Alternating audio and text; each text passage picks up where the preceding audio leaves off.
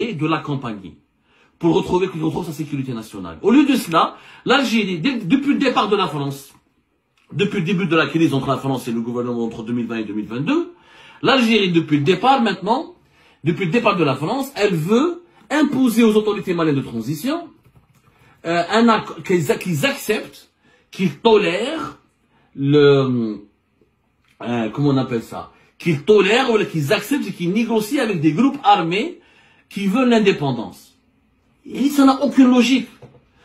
Maintenant, l'Algérie reproche aux Russes de fournir des armes, des militaires et des milices privées aux Maliens, aux Burkinabés, aux Nigériens, mais notamment aux Maliens. Mais si les militaires maliens avaient trouvé de l'aide ailleurs, ils n'auraient pas sollicité l'aide de la Russie. Ça, vous voulez pas que la Russie intervienne dans la région. Pourquoi l'armée algérienne n'aide pas l'armée malienne à lutter contre tous les groupes armés qui prospèrent au niveau des frontières du pays, qui menacent aussi la sécurité nationale de l'Algérie?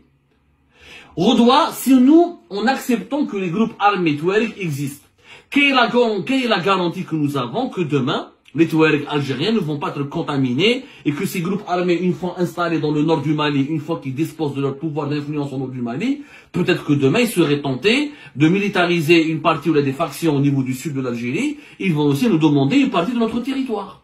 Pourquoi on ne collabore pas avec les officiers maliens? D'un commun accord, on fait un front commun contre le terrorisme, contre le séparatisme armé.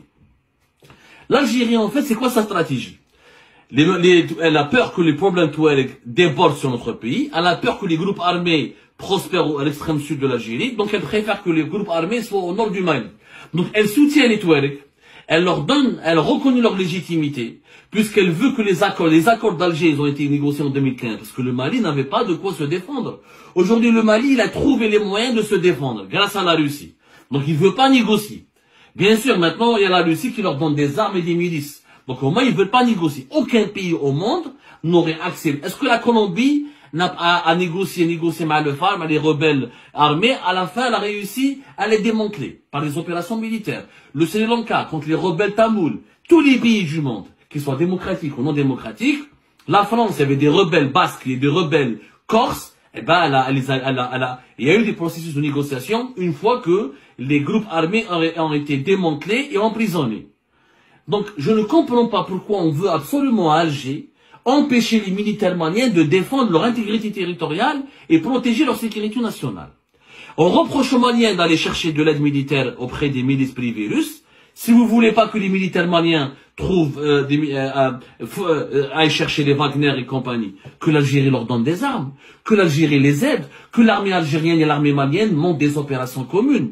Nous voulons absolument que les Touaregs restent armés au nord du Mali, restent puissants au nord du Mali, et que le gouvernement malien accepte de leur donner des concessions, accepte de leur donner des pouvoirs politiques, accepte de leur donner des privilèges politiques, accepte de leur donner de leur donner la possibilité des concessions, qui doivent gouverner. Ils veulent que le nord du Mali soit gouverné par les Touaregs. Juste les Touaregs ne vont pas déclarer leur indépendance, mais ils doivent garder les armes, doivent le contrôle des services de sécurité, le contrôle des villes, etc.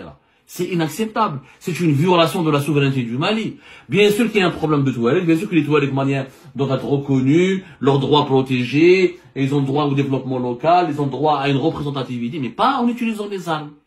Si n'importe quelle minorité va utiliser les armes et les bombes et le combat militaire ou la lutte armée pour imposer ses droits politiques, il va y avoir des conflits partout à travers le monde.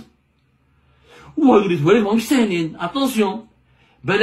J'ai fait des reportages à l'extrême sud du pays, j'ai fréquenté énormément de sources, je parle à beaucoup de sources sécuritaires, beaucoup de sources sécuritaires algériennes m'ont fourni des preuves, des détails, des comptes rendus, ils m'ont expliqué énormément la situation. Moi j'ai sillonné la frontière algéro-malienne, j'ai été à maintes reprises à l'extrême sud de Tamanrasset, d'Adrar, etc.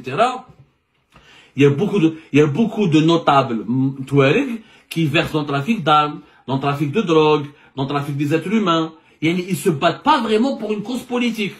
Ce n'est pas tous les Touaregs qui sont d'accord, unis autour d'une cause politique qui est la reconnaissance du peuple Touareg, ou de ses droits, ou de sa dignité. Il y a beaucoup de trafic, il y a beaucoup d'enjeux de criminalité. L'Algérie, pour avoir la tranquillité, au niveau de son extrême sud, elle veut que le nord du Mali soit toujours contrôlé et dominé par les groupes armés séparatistes.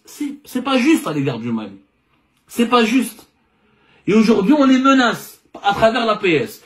Donc, vous pensez que les Russes et les Maliens, en lisant l'APS, à Arlas, ils vont arrêter les opérations militaires au nord du Mali. D'abord, c'est une opération militaire sur le sol malien. L'armée malienne a le droit d'opérer et de protéger l'intégrité de son territoire. C'est comme si demain, l'Algérie, quand elle a lutté contre le terrorisme, on fait une opération à côté de Tlemcen ou la de Bécha, et les Marocains nous reprocheraient de faire une opération militaire à côté de leurs frontières. Et c'est notre pays, on est obligé de protéger notre pays. Et si l'armée algérienne et l'armée malienne collaboraient, étaient d'accord sur une feuille de route commune pour lutter ensemble contre les groupes terroristes islamistes et séparatistes, peut-être qu'il y aurait une harmonie entre les deux pays. Mais l'Algérie ne veut pas collaborer, elle veut juste imposer une feuille de route.